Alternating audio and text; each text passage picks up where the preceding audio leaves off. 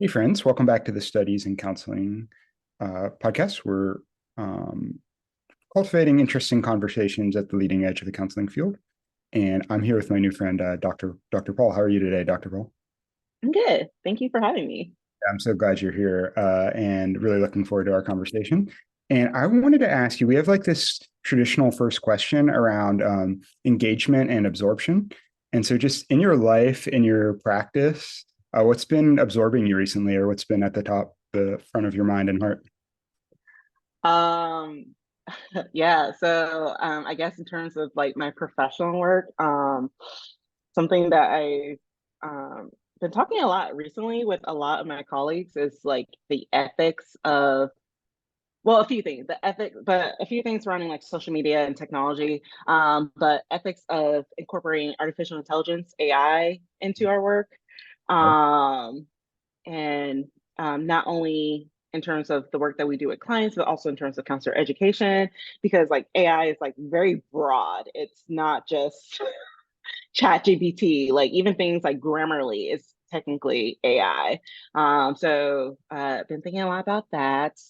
Also just with everything that's been happening in the world, and especially in regards to like Palestine, I've been thinking a lot about critical digital literacy, Hmm. and how we can incorporate that into counselor education and counselor training, which and again, similar to artificial intelligence, critical digital literacy itself is a very broad thing.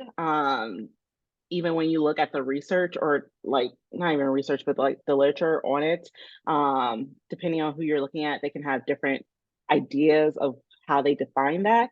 But essentially, it's uh, intentionally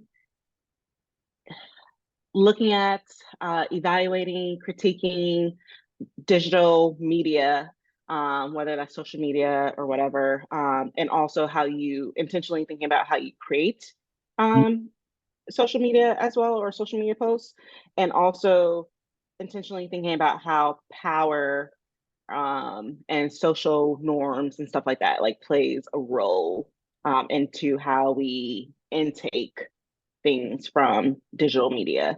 So I've been really interested in that as well. And there's, as we talk more and more about like social media and how, we should use that in our field, I think we should also talk about like how, um, yes, it's a tool, but we also need to like think critically, and we also even need to be aware of like the things that we're intaking, since a lot of people sometimes get their news just from the internet, whether it's from more traditional news sites or if it's from social media posts, even something as basic as how titles are framed um, in news posts can definitely change things. Like, unfortunately, a lot of people just stop at the titles and don't read like the full article. So they'll just get their information from that. And even using like certain words like died versus murdered versus killed versus martyred, those type of things can play a role in terms of how we interpret things and how we take in information and view things. So, yeah, that's kind of what's been floating around my brain like the last few months, honestly. Wow, yeah, and maybe we can follow some of those threads if you're okay with it. So starting with, I find it very provocative, combining AI and artificial intelligence and ethics, because yeah, that's a lot's coming up for me there. And then critical digital literacy, especially well, we could look at things like what's going on in Palestine, and we could look at how we represent our counselor identity as advocates or as counselors or counselor educators online, and even how we educate ourselves, about issues and advocacy. So that's a huge topic as well. But could we start with this ethics and AI thing? Because Mhm. counselor educator, and this is obviously education. This is huge. I mean, ChatGPT. I'll tell you a funny story. During the winter or the fall semester, right at the end, Mhm. like I walked into Starbucks and by a college campus, and I saw six presumably college students all on ChatGPT, presumably writing a paper. That's Mhm. my fantasy, but they were all doing it. It was like 6 college age, undergraduate age students on ChatGPT. And I was like, oh my gosh, like what a transformation. This is a brand new tool. And Mm-hmm. I couldn't imagine 6 different people in one coffee shop using one tool before. It's just like, it's a really big event. And so like that one ethical, and then you brought in ethics. So a potential ethical dilemma for a counselor educator is caught a student using ChatGPT. How do I deal with this? And then another potential ethical dilemma is for a counselor is like, should I use AI to help assess my patients, to review my notes? Is it therapeutic? What are the privacy implications? Is it better than me at assessing? Or, like, so that could be another ethical dilemma. And so I like this framework of having ethics, but I'm just curious, what was your journey like combining ethics and AI? Obviously, it's a cultural phenomenon, but like, what are some of the ethical dilemmas that are coming up for you? And Mm-hmm. if you could just riff on what I was saying or whatever's coming up for you. Yeah. Yeah, yeah. Let's see what comes out. So first and foremost, I'm like an ethics nerd. All my students know that. Like ethics is my favorite class to teach. And so I'm always thinking about ethics. And initially, a lot of the research that I do currently focuses on ethics and social media use of mental health professionals. So anything from the basics of like, okay, even if you don't necessarily like social media can be helpful in terms of like getting clients, getting your research out there, helping people know. I know for me, in particular, when I was a doc student, at the height of COVID-19, that was how I like got information. That was how I communicate with others, how I built my network with people.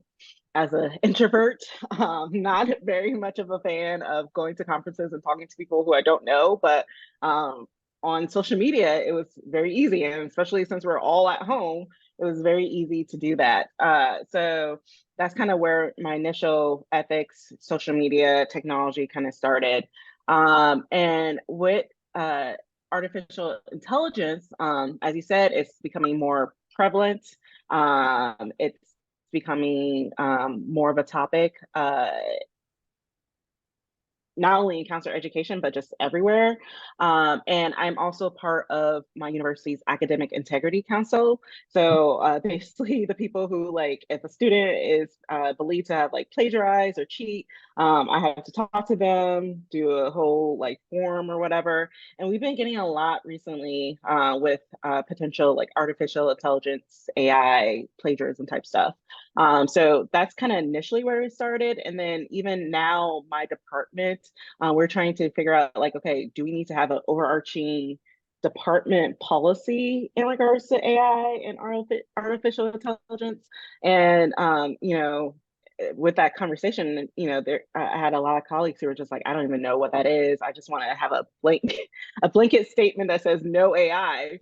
But again, like the hard thing is like AI is in a lot of different ways that we don't necessarily think of as AI. So as I said before, Grammarly is something that I use, a tool that I use every day because I am uh, infamously known, especially by my former doc advisor, to not proofread my writing. So Grammarly is super helpful for me.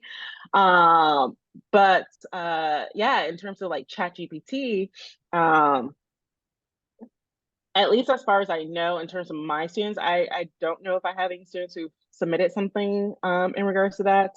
But I definitely have other colleagues in other universities who they've run into issues with ChatGPT and students using it. And the thing is, again, it's everywhere, and I don't think that's going to change anytime soon. So I think we as a field need to one learn and understand about artificial intelligence, just like what it is, what is part of that group, and then we can decide on like how much or how little we want to incorporate it.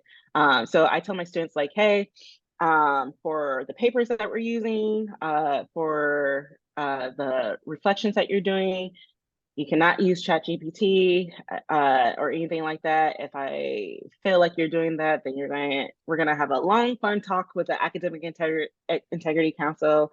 That's like multiple hours of your life, multiple hours of my life down the drain. Let's just not do it. However, there may be times, maybe class activities where I say this is a good time to use ChatGPT, because I kind of fall in the line of like I don't think it's like bad. We should never use it, never talk about it, but I do think it is helpful.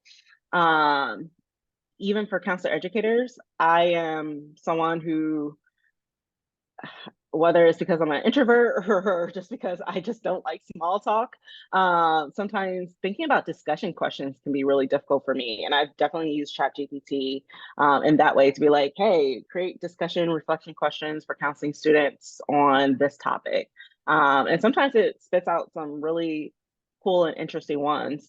Um, but I guess going back to like the ethics of it, it's, I mean, honestly, it's just as one of my students told me a few weeks ago, the ACA Code of Ethics was created in 2014. Or it came out in 2014. So meaning that it was probably created somewhere between 2011 and 2013 before it came out. And if you look at the section about technology, and again, knowing that ACA Code of Ethics generally is broad and vague in a lot of different ways, but the section specifically in regards to technology is very outdated. And some of the things in regards to AI, in regards to social media, any technology that came out since the codes have come out is outdated. And I think we need to be having these conversations again, whether or not we want to include these technologies. I think we need to have these conversations. And I think we as a field kind of need to at least know best practices for these things. Otherwise, we're going to end up in situations where counselors in the field are using AI in ways that may not be helpful because they're not thinking about it from an ethical standpoint. They're just like, oh, this is helpful, or like, oh, this is cool, or oh, this will save me time. And again, not saying that using and I'm saying this because I haven't fully like immerse myself into the literature yet. So who knows, maybe like a week, a month from now, I might be saying something different. But at least for right now, like the there are good ways I've seen AI or heard about AI being used in like the counseling profession. But even then, I wonder like, okay, what about third party? What about third party information? Is it HIPAA compliant? Um, if it is HIPAA compliant and you are using like a AI chat box, um, do your clients know that they're using that? Your clients know that they're not talking to a real person? Is that in your informed consent? And unfortunately, I feel like not everyone is like thinking those things. So I think if we talk about those things in counselor education, if we as counselor educators make those conversations like more normalized and part of the training instead of just like this, like instead of thinking of it as a fad, but as something that will probably continue to grow, I think hopefully counselors in the field will also either because they were trained that way or because for continuing education credits, they talk to someone who has been thinking about that and they'll implement that into their practice. So um, yeah, that's kind of just where I've been at in regards to that. Just trying to understand like what it is, what's out there, and not necessarily trying to make it like we should never use AI or we should always use AI, but at least um, just know about it because we are like our code of ethics say that. I was looking at it just last night because I taught ethics last night to my students. And in the code of ethics, it says that counselors need to be knowledgeable in any technology that they're using. It's not just like, oh, I know how to turn on the app and like sign in. It's like I need to know, is this HIPAA compliant? Is this app sharing this information with a third party? How is this information being shared? And can I confidently and fully explain the risks and benefits to my clients? Hmm. It's so thought provoking. Yeah. And I think I'm glad that you're digging into this issue a little, Dr. Paul, because I think you're really well positioned to approach this topic with your research on social media. And this kind of reminds me of what you were saying with the critical digital literacy is there's so much with social media. Maybe we can use that as a term to like segue into social media a bit, because I think maybe lessons of how we've approached social media as a field can help us adjust to this new paradigm shift with artificial intelligence, et cetera.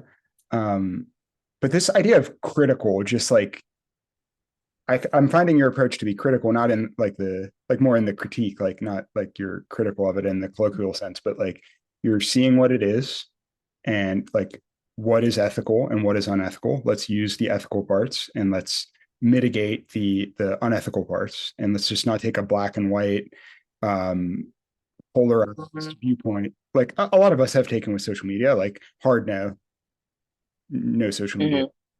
Mm-hmm. And I'll just kind of riff, if you can indulge me a little bit, I'll talk for a second. I think this is problematic. I think about this a lot. I mean, I definitely hear the need for boundaries and making sure that clients and maybe even students, there's a lot could happen on social media that could be problematic. However, the some of the economic realities that you mentioned, and then also just empathy, like our especially as I'm working with more and more Gen Z, like their users, Mm-hmm. like like to have some level of empathy and being able to relate to that world. I feel like it's ethical to immerse like to understand what they're going through and to speak, you know, just have some level of cultural awareness and cultural competency, really, when it comes to social media and the internet landscape. And so, I guess the question I'm stumbling towards is like, how what has it been like for you in your research on social media? Like, what are some of the things you've learned with your kind of critique of counseling and social media?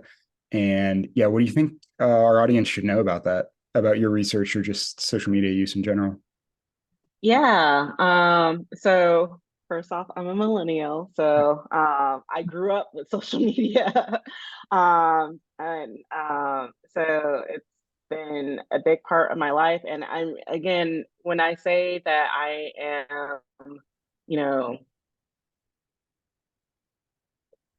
I see the ways that social media can be used as a tool. I am also aware of the ways that social media can be harmful, especially in great quantities. But again, I think if used ethically, social media can be super helpful. And uh, I love that you brought up Gen Z because honestly, which is always funny because a lot of my colleagues, they either like to work with young children or adults. They don't like to work with teenagers, and I love teenagers. Just because it's like it's just something. It's like uh, they're old enough to start to express themselves, but also they still are. A lot of them are still like haven't fully filter themselves as they would as adults. And I just really love and appreciate working with that. But yeah, social media came up so much in regards to working with that. Like I remember the teenagers that I worked with sending me memes, sending me like videos, sending me like things. And even unfortunately, there was one time where they screenshotted an image of racial discrimination that was posted by another student on social media and sent it to me. And during that time, I was working at a school. And so, yeah, there's a lot of different things about social media and like need to be aware of that.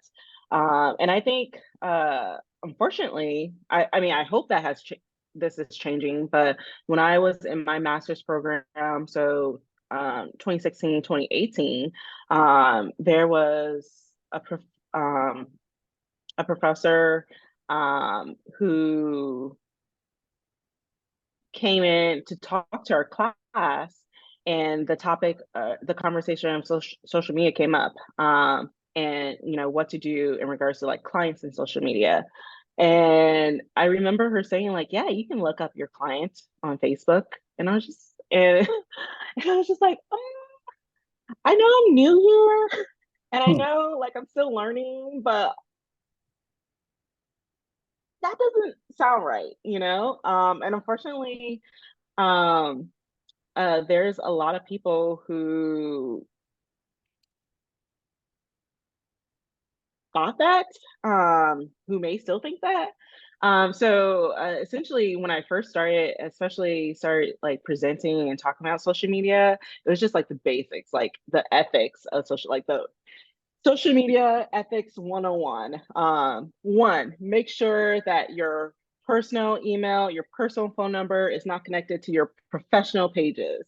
Yes. That Two, do not look at your clients' social media pages without their permission. And even when you have their permission, ask yourself, how is this helping the client? Am I just looking because I'm curious, because I'm like, want to kiki and gossiping about it? Or is this actually helping the client?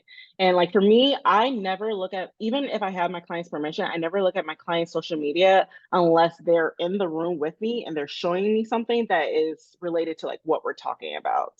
Um, Also, do you have a social media policy? A lot of professionals who are actively seeing clients and who have a professional page, they don't have social media policies. And I'm saying that as someone who um, uh, uh, uh, who for a while I didn't have a social media policy when I was actively seeing clients. And like that should also be in our informed consent, especially if we're like again, if we're working with teenagers, especially that just needs to be in our informed consent. That you shouldn't friend us. If you do friend us, we're not going to friend you back. If you Whether you find my personal or professional page, if you message me, even if it's like, hey, can we like reschedule my session? Either I will not respond, or if I do respond, it'll be a message saying like, hey, this is not a safe thing. Please contact me through my like business lines or whatever. And I think that is super important. And a lot of times stuff that other people haven't really thought about in the field. So there's that. And then recently, with one of my friends and colleagues, Dr. Nikki Hurlis, we've been working on how to talk to counselor educators about using social media as a tool to build multicultural competency. And actually, I believe it was either in the January or February CSJ newsletter, we initially put out like step by step of how you can do that. That was kind of just our initial thoughts, like our initial like brainstorming in terms of like what to do in regards to that, especially coming out of the murders of Breonna Taylor and George Floyd. And, all these people are on social media, and knowing that not all counselor trainees are in positions where they're interacting with a diverse set of people, both personally and professionally. So, especially while we're still, because we wrote it when we're in the height of the pandemic, so when we're all still quarantining, especially in the height of this, how can you use social media to grow your knowledge, to be more multiculturally competent, and not just, go by like your own experiences, because if we just rely on our own experiences, we're missing out on a lot of stuff and we're invalidating a lot of other people's experiences. And oftentimes, a lot of stuff that is really important to our clients, especially our clients from marginalized backgrounds, by the time it takes to get to more traditional sources, like especially like scholarly sources, if everything goes right, it can take like a year, 2 years for it to actually get published. And sometimes you need to have an idea of what's going on now, how people are reacting now, to at least be able to do the work with your clients. Not saying that we should throw away academic publishing. So I do think it needs to be updated in a lot of different ways, like unpaid labor. Yep. But I do think that social media, while we're waiting for that scholarly literature to be published, is a good way to like at least get some starting information. Um, Especially from those who are either experts in the field who are sharing some of that information, or from people who are activists, community leaders who can at least share their own experiences and like on the ground, basically. Oh, yeah, I hadn't thought of that. It's such a beautiful and important insight, like something, on the ground is happening, like Black Lives Matter, even the pandemic to a certain extent. Like we're dealing with these as counselors and educators. These things are happening now, and our clients and our students are dealing with them now in the moment. And so we want our scholarly folks and our researchers to register what's happening, but for current practice, like, and Mm-hmm. you were talking about ethics, like, yeah, and from a critical digital literacy perspective, just knowing how to curate your feed and get that, it's like such a rich research area. But I can feel, I can sense now more after talking with you the potential of it. And I wanted to ask you, oh, what was I going to say, Dr. Paul? It was that last part, like really fired me up because yeah, I think that that's really exciting. Oh, I wanted to ask you about this thing about ethics. So Mm-hmm. teaching ethics this semester. You called yourself an ethics nerd. I would agree. I've been researching patient client abandonment and termination recently. So I've been like Mm-hmm. really in the ethics code. And I found your experience. You identified one part of your identity is you identified yourself as a millennial. And something Mm-hmm. with that is a love of social media, or like growing up with social media, maybe not a love of, but growing up with social media. And in some of the ethics research I was reading is they talk about how, we have our practices and our codes and our words, but a lot of it starts off with like a visceral sense in the body and in like the spirit, like something's wrong. Like this is not good in the counselor educator. And that was kind of the Mm-hmm. experience I had with some norms around social media. It's like, wait a second. Um, this is off. Like you're stalking your client basically, and we need to like look into the ethics and see if this is ethical. So I was just kind of struck by that visceral reaction you had and how your lived experience as a millennial in this case.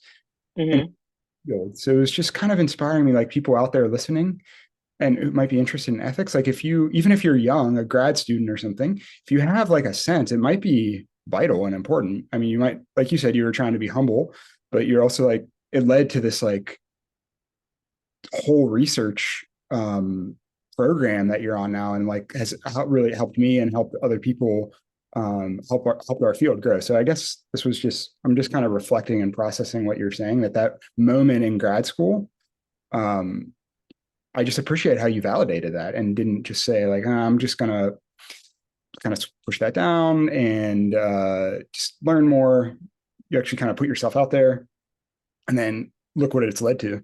So I'm just kind of trying to encourage, part of this project is also to encourage people to use their voice as counselors too. Mm-hmm. And I was just kind of seeing how you did that. So maybe could you reflect on, I'm curious what you think of that. Do you agree with that kind of assessment and ethics? Like, um, yeah, your engagement with ethics a little bit and how your kind of personal moral code and how that interfaces with the field, I guess. Yeah. Yeah. So one of the things that I always tell my students, I'm like, look, I don't even know how many codes are in the code of ethics. There's a lot. There's a lot.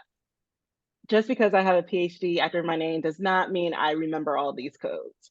So what you need to at least, at the very least, in the moment, especially when you're dealing with an ethical dilemma, is remember the principles like autonomy, non-maleficence, beneficence, vitality, justice.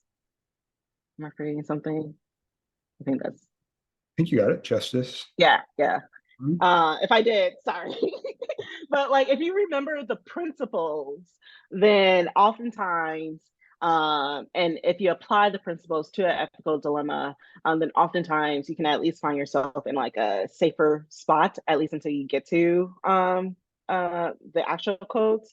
And at least at that time, as a student, I had already taken ethics. I had already like memorized the principles. My brain was a little bit better at memorizing them. And I was just like, well, we're supposed to be counselors, and how is this impacting the client's autonomy? Do they know that we're looking at their social media? Like, what if they don't want us to know this? And I think that I, for better or worse, I think part of the reason why I like ethics is because I'm like I've always been like a teacher's pet, goody two shoes. So I'm like, here are the rules. Yeah. Here's the rules that you like put in place. I'm just like throwing it back at you. Like, don't tell me that like these are the rules that we have to follow, and then you don't follow it. Or it could also just be I'm a very petty person sometimes, where like if you give me information and then you go back on that information and be like, well, you just said so.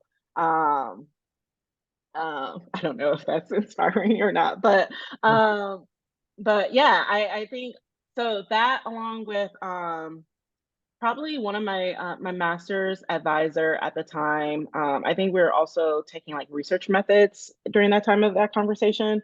And one of the things that she said, because she taught that class, Dr. Jessica Pryor, she said that like if we're going to do something in the field, whether it's like research related or even just like the work that we're doing with our clients, we need to hopefully have it be something that we're interested in. And I was just like, I'm interested in social media. And she's like, okay, cool. Like, what can you do with that? And I was like, what can I do with that? And I mean, I think I was still thinking about that in my master's program. And it probably wasn't until like my doc program where I really started to like really think about it. Like, it was always in the back of my head, but I think a combination of things really happened. One, I was taking, so in our program, we had a teaching class that we had to take before we were able to start teaching master students ourselves. So it was like a teaching, um, like the basics of teaching, like how to make a syllabus, different learning styles, all that type of stuff. And one of the assignments that we had to do was a topic presentation of our choice, and teach our classmates about something. And it had to incorporate one of the like general classes, so like ethics, theories, those type of things, but also tie it to something else. Um, and I don't remember the exact reason why I was like, yeah, social media, but I think it was just like, why not? Like, Yeah. I think at that point, either because of again, thinking back to like my master advisor, Dr. Pryor, or also thinking back to my doctoral advisor, Dr. Susan Cashew West.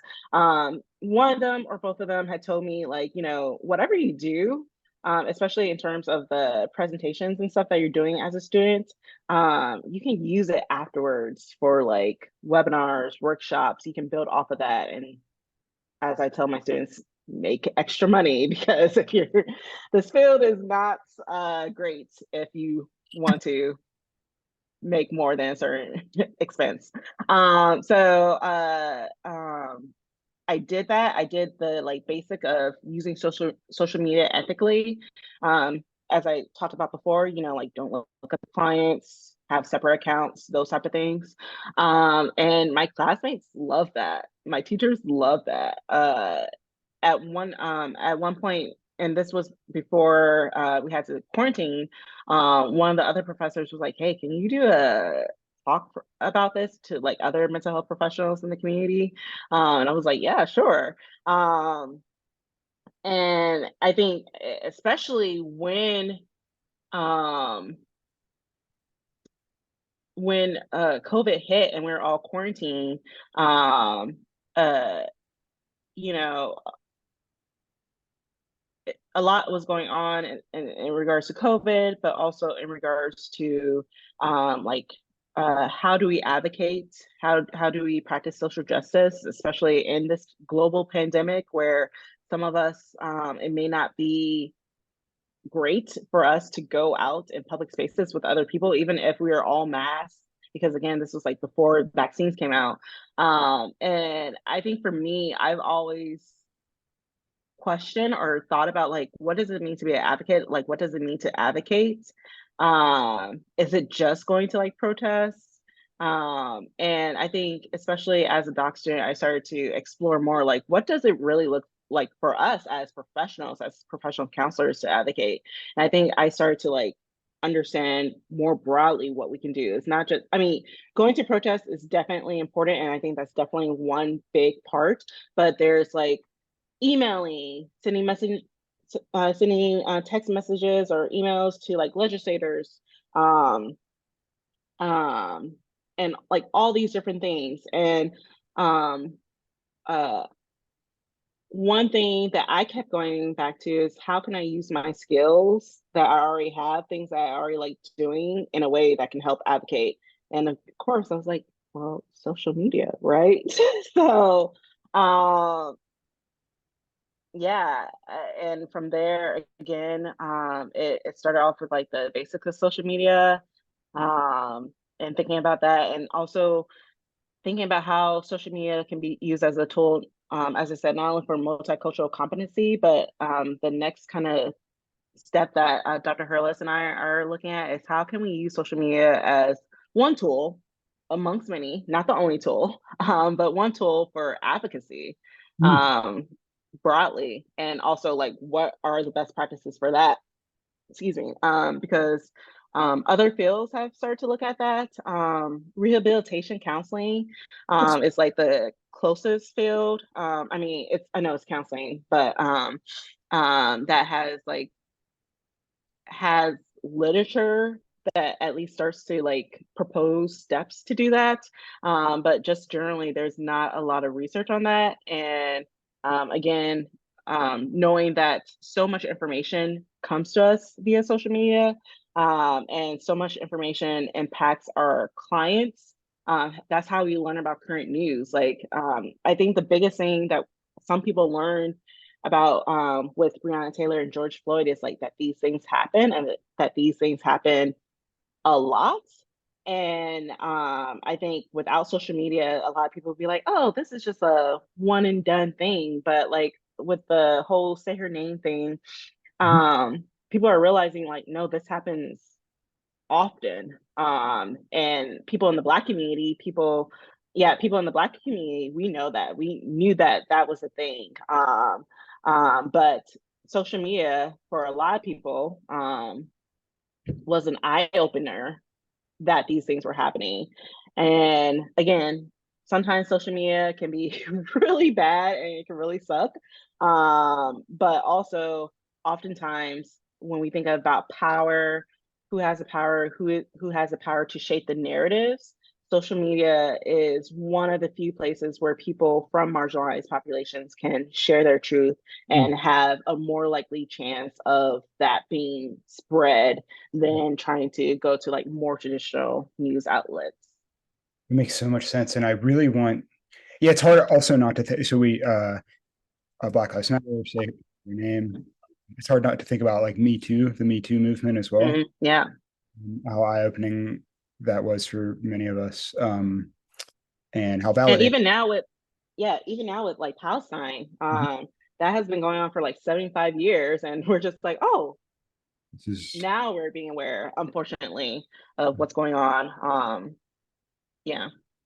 Yeah, and I do really want to continue this conversation on social justice, counselors for social justice, advocacy, maybe a potential research program that people can pick up. But just real quick, before we dive into that, I want to just pull this other thing out that you said that I think actually was very eye-opening for me, about informed consent and having conversations with clients. Because it reminds Hmm. I had this. I also work with teens in addiction, primarily, and I have these conversations like, "Why aren't you adding me on Snapchat? Why aren't you adding me on TikTok, Instagram?" And it can be like a very powerful opportunity. And I hadn't quite put this together yet, but to have an open and honest conversation about like boundaries and, Hmm. hey, this isn't private for you. This isn't, and this I'm very intentional on how I use social media, and just kind of just being authentic and real with them about that has led to like really interesting therapeutic conversations about yeah, what is privacy on social media for me? It can almost like an opportunity for us to model Mm-hmm. views and intentionality with social media for our clients. Mm-hmm. And yeah, I hadn't thought. I think that's a potential benefit. I think that's a risk that people are worried about is like boundaries. But then it's an opportunity. We have to set boundaries in our practice, and Mm-hmm. this is a skill that especially us as millennials, and then definitely Gen Z, this is an essential skill for our clients and our students to learn. How do I have boundaries around social media? So yeah, I guess I hadn't really put that together until you were talking, but I'm grateful for the opportunity to practice my boundaries with social media. And do think that's been therapeutic to try to model that for clients. And I imagine it would be for students as well. Um, so, Mm-hmm. so thanks for that insight. I'm looking forward to exploring that more. So do you have anything you want to add? Do you think I'm understanding you correctly too on that? Would you agree about the Yeah. Yeah. And also like another thing that I have sometimes said to like my teen clients is like, okay, so what is it on social media that you want to see that you can't just tell me in session? yeah. Like, if there's something that you want to see or that you want me to see, then you can show it to me in session. But why, like, what is, and like sometimes, oftentimes, it's, they want me to see something, but they kind of want me to see it like passively. Like they don't want to like tell me face to face because there's like either shame or guilt or something, or they're afraid of what I'll think or say or something like that. So that's brought up a lot of really interesting conversations as well. It makes sense too, especially maybe this is a good segue into like um some of the multicultural competencies as well, because it could also lead to difficult, like I want to check out your social media because I'm worried that you as a white man might be a little racist. Mm, If I could check out your social media and make sure there's no XYZ thing on there, I can make sure you're like cool.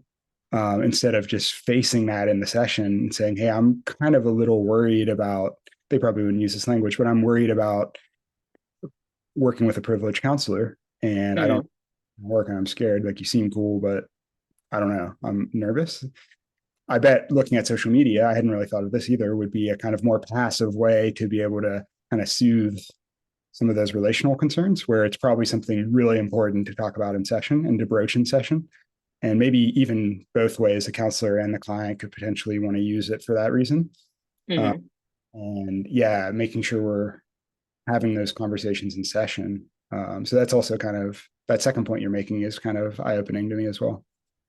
Yeah, because um, oftentimes clients want to know more about us, and unless they've just been doing a lot of therapy, sometimes it still feels weird that we get to know so much about them, but they only know a little about us. And especially for millennials and Gen Zers, where we learn even sometimes about people that we're close to, like friends or family members. That's how they find it out via social media. Like, like side note. So like my grandma follows me on Facebook, which That's fun. Me too. have regrets. I have regrets. But at one point she wasn't. And at one point I only had my great aunts following me because for whatever reason at the time I thought I was like, oh, she doesn't even have a profile picture. Like she's not gonna be on here. She probably just like wants to follow because like we're family or whatever, but she's not even gonna be on here. Lo and behold, I post something. It wasn't too big, but I think I had like won an award or something in school or whatever, and I posted on Facebook. Next thing I know, my grandma's calling me again. This was before I she was Facebook friends with me. She's like, "So your aunt told me that you won an award," and I was just like, and and and yeah, and so like then of course then I had to add my grandma, and then even now that she's added as my Facebook friend, I still had to like text her like, hey, I won an award, and then I can post things on it because she can't let her sister hold things over her. But Right. but yeah, like going back to clients, it's like that's what they're used to. That's kind of what we're used to sometimes with social media. That's how we find out information, how we find out things, and especially for teenagers who um that's sometimes how they find out things about friends. And then, as you said, maybe they're like trying to like suss you out, see like who you are. I can also see with teenagers, sometimes it could be like looking up to you and they're just wondering like, okay, like, yeah, Zori must have her life together. She must be doing cool things. I want to live like vicariously through her. And I'm just like, listen, after this session, I'm gonna be on my couch with my blanket, with my Totoro stuffy, with a hoodie, watching binge watching Love Is Blind. My life is not exciting. But yeah, again, it's just like it could be a passive way of connection. And sometimes that's just like the culture that some of our clients grow into. Makes so much sense. Yeah. Yeah. Very, very interesting. Yeah. I just appreciate your nuanced and critical take, critical in the best sense. And also just want to say hi because one of our avid earliest fans, maybe our first fan of the podcast is Kathleen Legala, who's my grandmother and watches every episode and listens to every episode and is also a prolific Facebooker and loves gets her I have to also remember to update her before I update Facebook. So definitely feel connected with you on that. And so that's been one interesting externality of the pandemic is like she got into Facebook after the pandemic, so we could stay connected. Mm-hmm. And now she loves it. Mm-hmm. I do want to get into in the last parts of our interview. We've brought up Breonna Taylor, George Floyd, Black Lives Matter. We connected via Counselors for Social Justice. I guess how is yeah, and then you brought up like our identity as counselors as advocates. This is an important point. So maybe just connecting a little bit with how do you see? I mean, just kind of any broad thoughts on your identity as an advocate, what that looks like for you as a counselor educator, and then if we can connect it with social media and your research on social media too. I kind of so I ask very open questions. So I'm curious where you go with advocacy, social justice, and social media. Yeah, I'm curious as where I go to. I truly believe that, like, based off of again the code of ethics, like, don't give me something if you're not going to follow through with it. That we are called to be advocate for our clients, both in and out of the session room. And I think that that's our duty. Now, it doesn't need to always look the same across counselors because we all have our own different professional identities in general. So I'm not expecting everyone to do the same thing that I do, but I think we all need to be advocating for our clients, both on the micro and macro level. And for me, it just happens part of that, not all of it, but part of that happens to be through social media. So like when I do research studies, because I also research bisexual plus women of color and their mental health, I post general findings on social media even before I have the manuscript out in a journal. Just because I'm taking that information from that community, from a, marginalized group. And unfortunately, history researchers just take, and never give back. And again, that is not all I should be doing with that information, but that is like one way that I make sure that the community that gave me that information, I can give back to them. Along with other things like working closely with community organizations and community leaders and partners and stuff like that, or even just training counselors how to work with that population. That's also a form of advocacy as well. And I think we really need to get out of our heads again. Again, there's nothing wrong with marching. I think that's super important. I think that's needed. I think that helps people show that, like, hey, we're serious, because it disrupts the norm. And if we disrupt the norm, then people that draws attention to the issue, that draws attention to the matter, and hopefully that creates change. But also in addition to that, advocacy is not just like what happens, let's say, on like the stage level, but it's what happens backstage as well. It's the people who put together the marches. It's the people who do research that shows that there is a discrepancy between groups. There's the people who are very fluent in the legalese of it, who can understand legislation that's getting put out and put it and clearly tell us like what does it mean, and who have eyes out for all these legislation that unfortunately sometimes goes under the radar because that's intentionally done. There needs to be educators for, especially in terms of speaking about counseling, educators who are educating counselors about these issues and how to work with our clients and work with the broader public. But also there needs to be educators who know how to competently, humbly, and collaboratively work with communities and community partnerships and organizations. There's like so many other things that I'm probably like drawing blank on right now in terms of advocacy, but like in my brain, of course, it's social media. There's like the social media posts that I saw where it breaks down different ways that advocacy can look like. And I'm sure that you can like probably find it somewhere on the web, but like advocacy is not just one thing. Advocacy can be a lot of different things, and all those things are important in terms of creating change.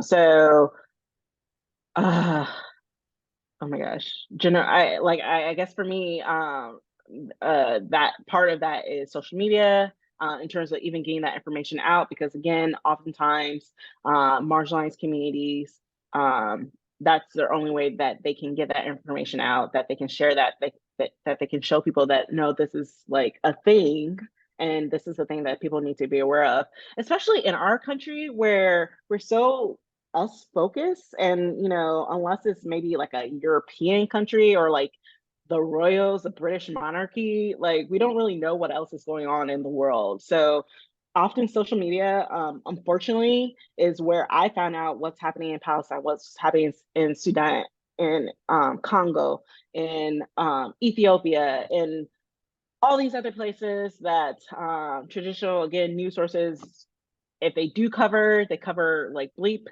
But even then, if they do cover it, I have to question where, again, that critical digital literacy comes into play. Like, how are they phrasing things? How are they saying things? Are they saying terrorists? And, and that's not me being paranoid. That's me seeing how they talk about people in our country. If it's a person of color who does something unfortunate, then it's a terrorist. But if it's a white person, they're deeply troubled. Their friends and family members didn't see it coming. It's a mental health related issue.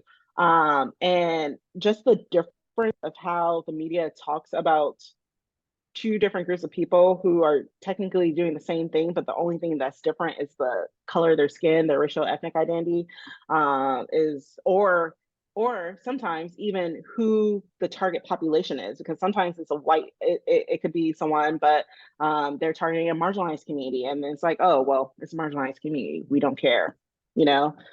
So yeah, see, I told you I didn't know where this was gonna go, but Yeah. yeah. Yeah, and it's also first of all, it's brilliant. Thank you for sharing that. And yeah, we, like I said, have a very open style at the Studies for Counseling podcast. So we just like to see where it goes, open-ended questions. We are coming towards the end of our episode. I wanted to ask, well, first of all, maybe we can persuade. I don't want to put any pressure or like trap you or anything like that, but maybe there's so much we didn't get a chance to talk about, like your incredible research on mentorship, your work with bisexual women of color, and like the whole idea of microaffirmation, which is so fascinating. And I've, just before this episode, I was reading all about that, and what you've been absorbed in has just been so fascinating that I took our whole episode, which is great. So maybe we can persuade you to come on in a future season and talk about some of that, and we'll see. But I wanted to ask a final question, Dr. Paul, which is, how can we help you? Like, how can our audience follow you or support your research or learn about your research? What are some ways we can help and support you? Yeah, so believe it or not, I'm on social media. Shocker, I know. So you can find me on Instagram at Amber Insights. That's definitely where you can find kind of what I'm doing, what I'm interested in. Also like just things that I'm thinking about, especially if you look at my stories. Right now, again, it's a lot of posts by and for and about what's happening in Palestine. Um, You can also find me on the site formerly known as Twitter, at Zori Amber. And then also LinkedIn is like a good place. Honestly, if you follow me at least on one of those places, you'll get updated with typically the basics of the same information. I'm a cross poster, so yeah. And yeah, right now I'm currently working on studies on mentorship, which I know we didn't talk about, which it was like the whole purpose why I was supposed to be here. But I'm currently working a study on there. Also working on a study on queer and trans people of color in microaffirmations with the awesome and amazing Dr. Kaisha Isidore. Yeah, and the mentorship study is with my awesome and amazing colleagues, Dr. Kirsis Dupree, Dr. Diana Gallardo, and again, my former master's advisor, Dr. Jessica Pryor. But yeah, if you just want to like follow me, say hi, or just like, creep and passively see what I'm doing, you can follow me on my professional social media. It's not my personal, but my professional social medias and see what I'm doing. Great, Dr. Paul. Thank you so much. And we'll definitely follow you and engage actively if we feel like it, and look forward to your new studies and the amazing posts you're doing in the advocacy as well. And so I want to thank everyone for watching, and we'll see you next time. Thanks, Dr. Paul.